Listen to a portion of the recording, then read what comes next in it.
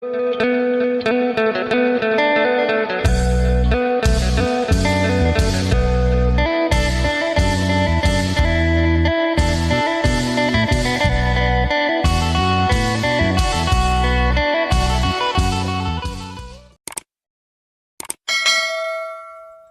สบายดีและสวัสดีพ่อแม่พี่น้อง FC กันเมิดสุขูสุคนบ่ว่าทางฝั่งลาวทางฝั่งไทยหรือต่างประเทศยินดีต้อนรับเข้าสู่ช่องบ่าวจำม่ำอีกแล้วมาฮอดเฮือนไม่เท่าคำเนาะมาซอยสร้างเปลี่ยนสร้างวันคือเก่าตอนนี้ก็ครึ้มฝน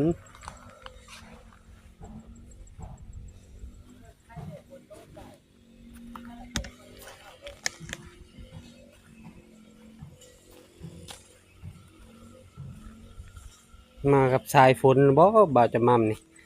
คือฝนฟอยแล้วบัดนี้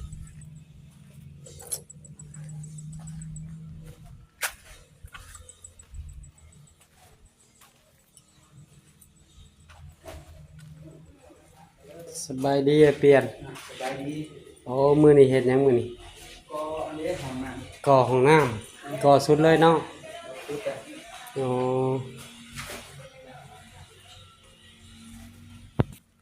สบายดีเด้อมื้อทุกคนสบายดีสร้างวันโดยแต่เช้ามากับสายฝนนี่บ่นี่สร้างวัน คือมีน้ำเต็มเลยบัดนี้โอ้วานนี่แห้งอีหลี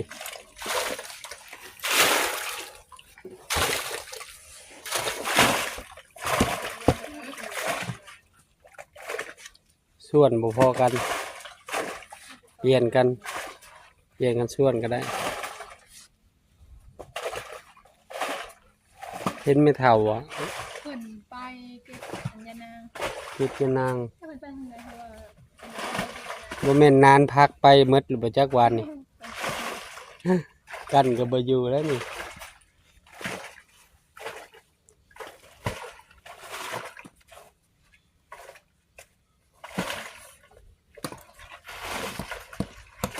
ตัวนี้ป้ายบจากเลนไปเลยเนาะ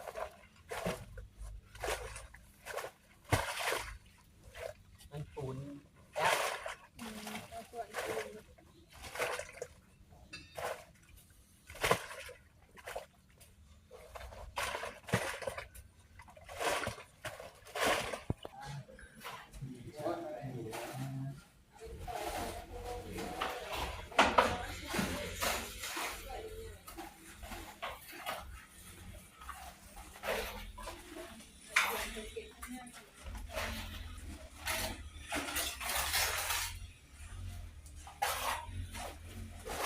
คือก่อแล้วก่อเลยเรียบร้อยข้างหน้า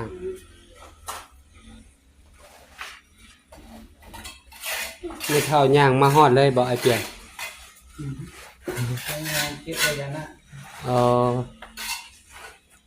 เก็บไปยานางขายมัดละพัน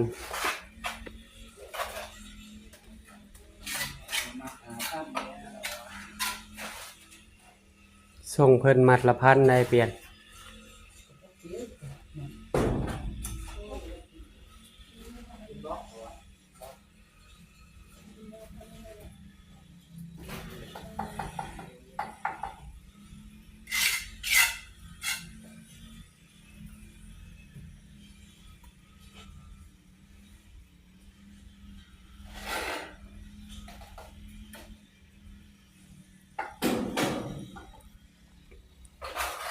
มือนี้ว่าโอ้สร้างเปลี่ยนเห็นยังได้ก่อห้องน้ำแล้วก่อห้องน้ำแล้วสาบแล้วก่อนมันจะถึงติดกะโหลเนาะ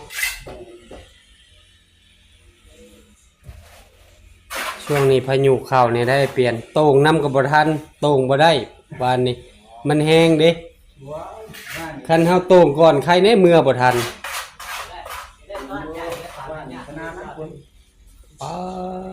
ทางนี้ก็แห้งคักมันบ่ เต็มมาได้แถวนี้คือน้ำถุงพวงโอ้นานพักเพิ่นหากระปูกก็พอดีเนาะไปเบิดเอา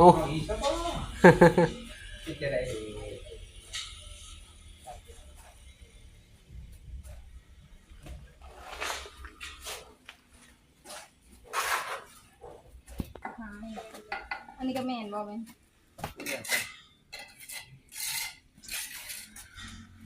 น 1.50 ทอพ่นขึ้นมา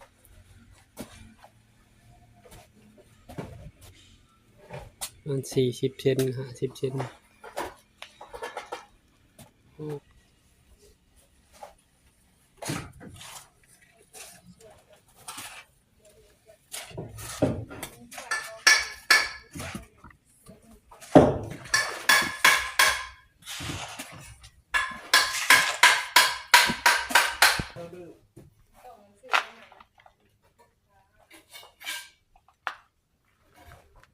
องน้ำไม่เท่านี่แล้วเราถ่าแต่เช้า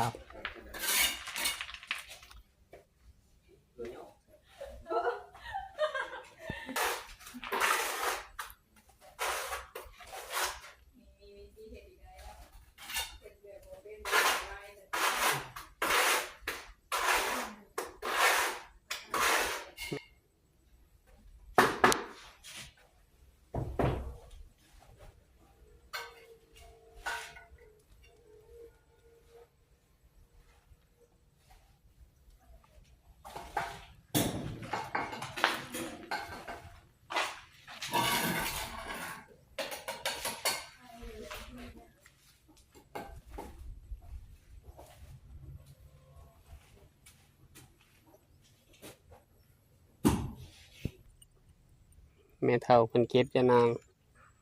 นี่ยานางเต็มเบิดนี่เจ้าย่างมาฮอดเลยบ่เก็บยานางมานำทางพอได้ขายหมัดละพัน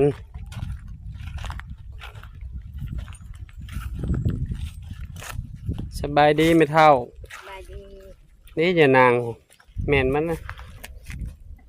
ชักยางยุบลาย งานหยุบลายนี่ไม่เท่า อืม เจ้าได้ยังกินข้าวเช้า กินปลา ปลาปลาปลาเท่าแบ่งให้บ่หรือน้องทงแบ่งให้ พี่น้อยเอามาเฮือแต่เช้า โอ้โดยปลายานางมาได้แถวนี้ ยางยุบถือ เก็บแล้วห่อขายไม่เท่าบ่ห่อขายได้เนาะมัดเท่าไรได้นี่2,000แล้วบ่ พันดู 1,000 เดียวบ่ฮอด5 บาทซ้ำ อีกเนาะก็เก็บขึ้นมา โดย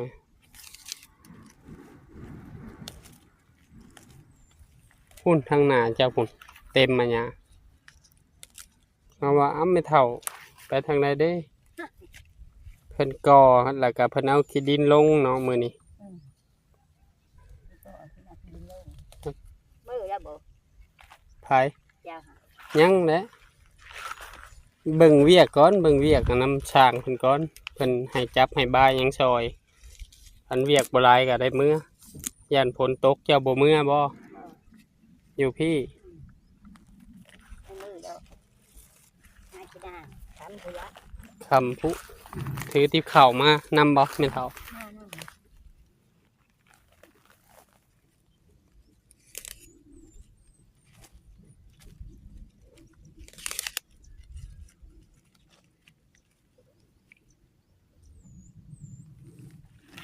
คึมฝนนี่ได้แม่นเฒ่า ยืมในแยกตู้ยืม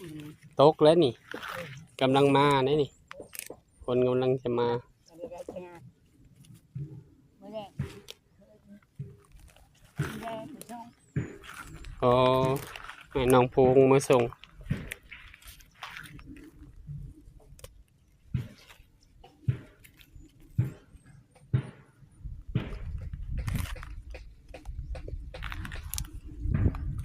แม่นเฒ่าพี่แม่นเฒ่า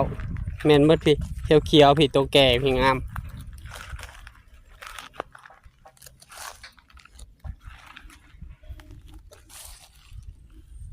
นางเก็บยานางซอยแม่นเฒ่าอะ นี่นะ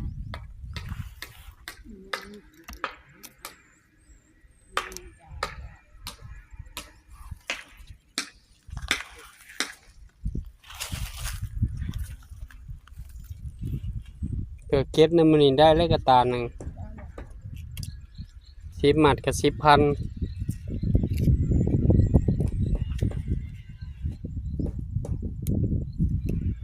เวหาพ่อเฒ่าคูณมื้อเช้านี่เพิ่นขวดทานช่วยเพิ่นหน่อยหนึงครับขวดทาน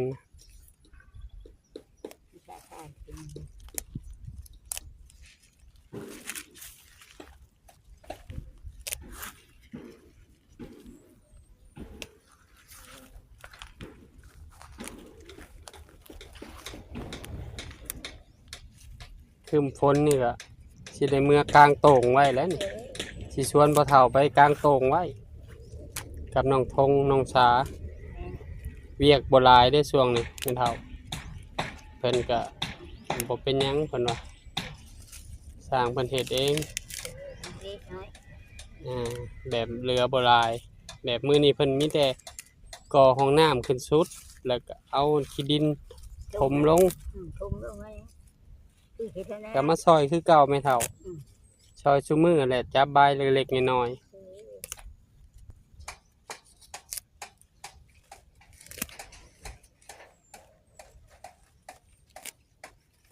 นะแถวนี้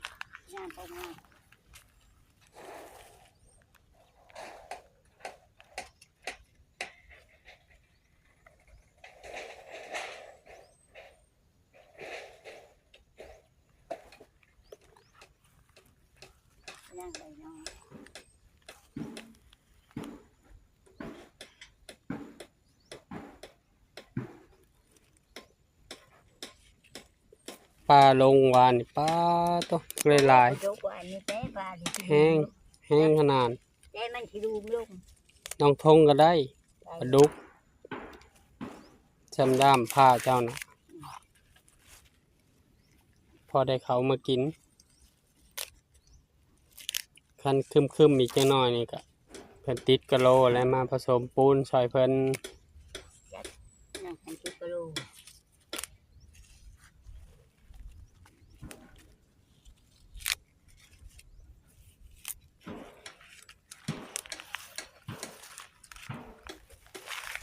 คุมทั้งหน้า ชาก็ไว้ชิมอาหารที่หน้าข้างพี่สมอง โอ้หางขายกันเนาะ หากายคือหากายจะเข้า โอ้ โอเคนะ แถวนี้หลายแถวนี้ ก็จะชา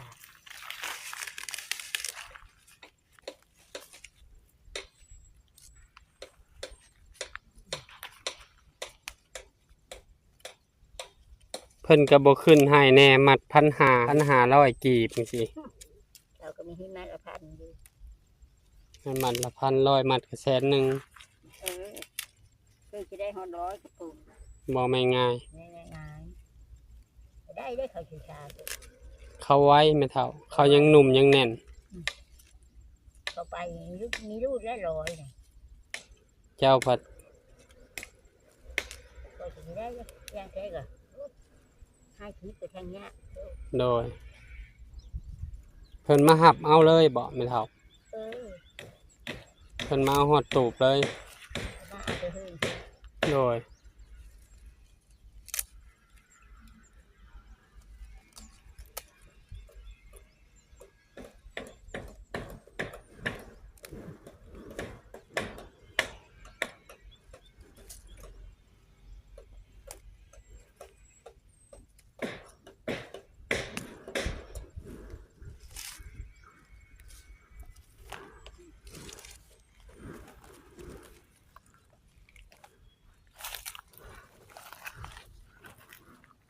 พายุเขาฮอดวันที่เท่าไหร่บุนี่เพิ่นว่า2-3 มื้อพายุเขา อ้าวหิ้วเขาได้ป่ะหิ้วเขาอยู่อ่ะ โดย เจ้าชะมือคุณบอก แม่น ร้องเป็นกระโดดเยอะ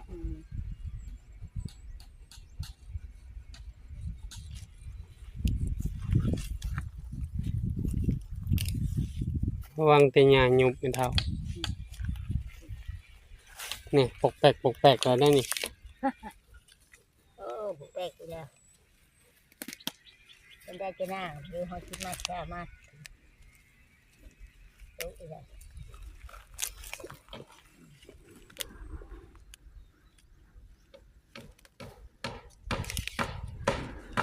เกิดว่าฝนตกเจ้าบ่มา มา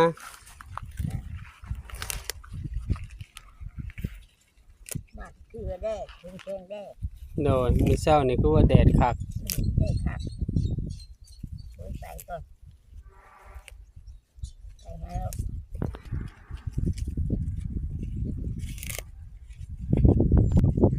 ออกจาก มันไม่ไปกูแล้วมันชะทางมัน การฝนตกก็สระบ่ได้แล้วแม่เฒ่า กูโต๊ะกินมันไปเช่าเลยวันนี้นั่นยีแล้วแล้วบอก ฮอดครึ่งหนึงแล้วใหม่ครึ่งหนึงแล้วก็หยุดพอเคลียร์ซอยเพิ่นแหน่บ่ได้ถ่ายคลิปดอกเคลียร์นะมันบ่มีไผจับกล้องให้ กูบักคลุก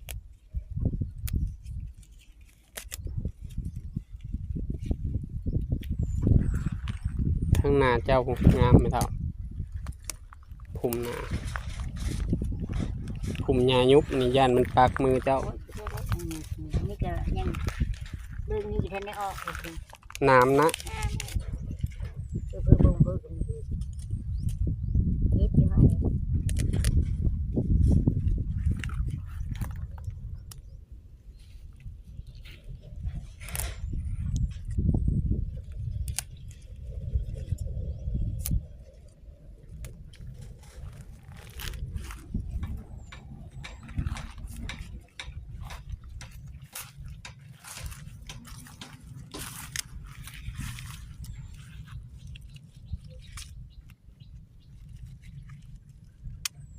บ่แม่นเสียงรถเข้ามาหายานางบ่แม่น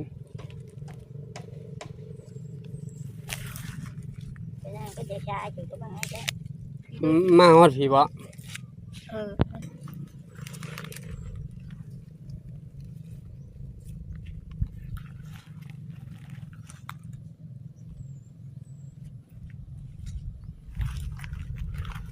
เดี๋ยวดูเลย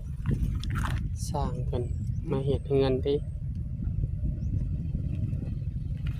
มาเฮ็ดเฮือนอยู่นี่เด้ข้างๆหลังกัน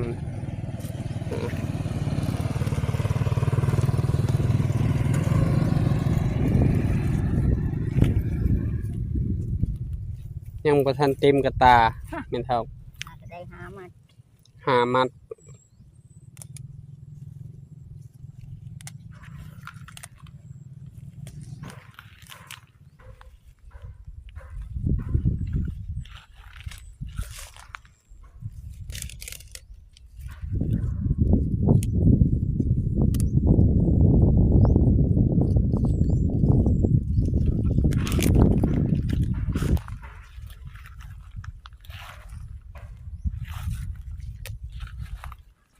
กวางดินงามแม่นเฒ่าเนาะแทนเนาะน้ำสะออนแต่น้ำแหละ เออ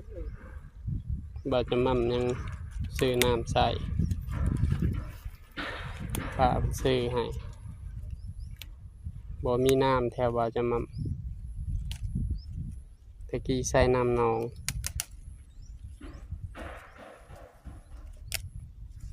ไปตรงไปที่เยอะน้ำนองไปจ้ะ บอกมาเข้าวมาน้ำต้มน้ำกินน่ะเอาน้ำเจ้าเด้อวะใส่น้ำกันบ่เท่าเราก็ใส่มาเข้าวมาน้ เอา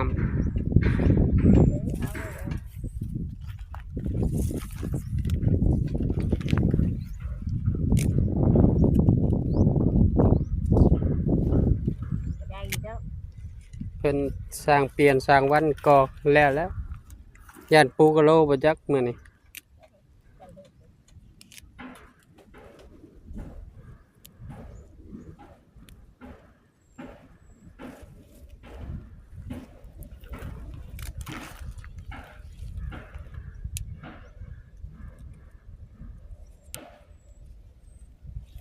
แม่แดดออกบัดนี้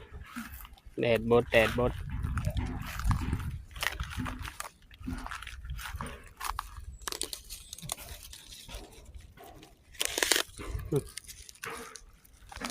เก็บยานางสอนไม่เท่า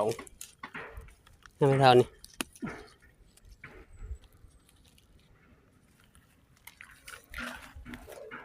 ท่านอยู่ป่าพัดเครือยาว เคยย่าเป็นพุ่มมาพูด เป็นผุ่มหูดเลย พูดมันก็ได้ไว้แล้วไม่เอาไม่ได้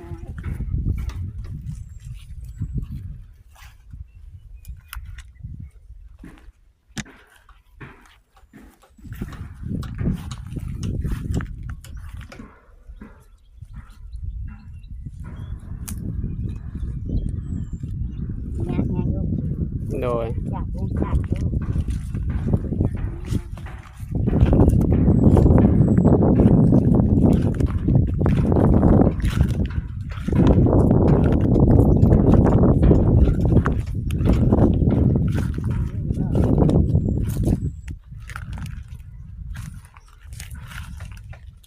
คือจะเมืดแล้วไม่เท่าเมืดแล้วก็เมื่อมาเบิ่งสร้างมันสิเที่ยงอะไรนี่10 โมงปลายนะฝากพ่อๆแม่ๆเป็นกำลังใจแม่เฒ่าคำนี่เด้อมาฮอดนี้บ่าวจะมั่มขอบบุญขอบคุณพ่อแม่ FC ทุกท่านที่เบิ่งคลิปบ่าวจะมั่มแต่ต้นจนจบโดยบ่ขามโฆษณาเพื่อเป็นกำลังใจบ่าวจะมั่มเฮ็ดคลิปใหม่ๆออกมาให้พ่อแม่พี่น้องได้รับได้ชมขอให้พ่อแม่ FC ทุกท่านจงมีสุขภาพร่างกายแข็งแรงปราศจากโรคภัยไข้เจ็บคิดสิ่งใดได้สิ่งนั้นสมความมุ่งมา่ปรารถนาไปใส่มาใส่ตลอดปลอดภัยเด้อฝากซ่องบ่าวจะมั่มเนี่ยเด้อฝากกดติดตามกดไลค์กดแชร์อย่าลืมกดกระดิ่งเพื่อบ่พลาดคลิปใหม่ๆของบ่าวจะมั่มขอโตวลาพ่อแม่พี่น้องไปก่อนพ่อแม่เฒ่าสบายดีเด้อแม่เฒ่าสบายดีอยู่ดีมีแฮงเงินไกลแล้วเอากันสิมาซอยจนแล้วพอแหละจับนั่นจับนี่ซอยสร้างเพิ่นเฮ็ดตามสร้างเพิ่นบอก